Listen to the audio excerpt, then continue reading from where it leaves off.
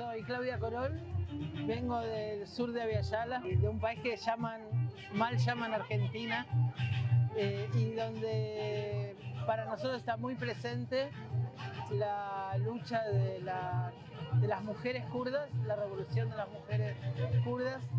en especial a través de la memoria de Alina Sánchez, de Legerin Siyah,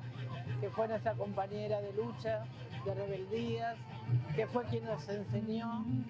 el valor que tiene esta revolución del siglo XXI. Estar acá es como de alguna manera cumplir un sueño, y además estar en este día, pensando en el cumpleaños de Rever Apo y en el nacimiento de las YPG, de la Fuerza de Defensa de las Mujeres, que es una base fundamental para defender y cuidar la revolución de las mujeres kurdas.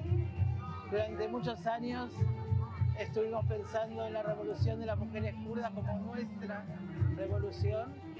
como nuestra lucha, y como la necesidad de revolucionar las revoluciones, que eso es lo que ustedes están haciendo. Y entonces estar en este lugar es no solo sentir que lo que nosotros decíamos como consigna,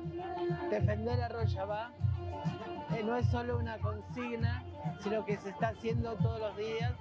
y que está la fuerza para hacerlo. Y entonces, bueno, el hecho de que las niñas atraviesen nuestro camino es muy significativo también. Y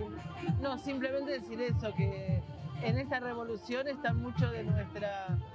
sueños, de nuestras rebeldías, de la manera de entender los feminismos que tenemos en los movimientos populares de Abya-Yala,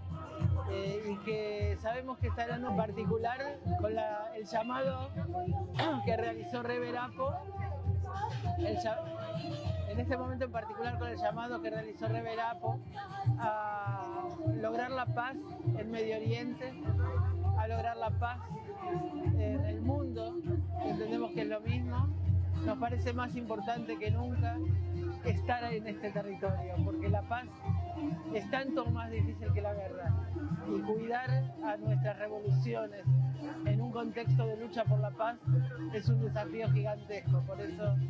nuestra presencia tiene que ver con estos objetivos,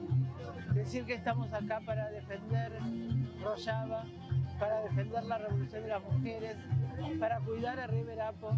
para que en este contexto, sabiendo cómo fue la lucha por la paz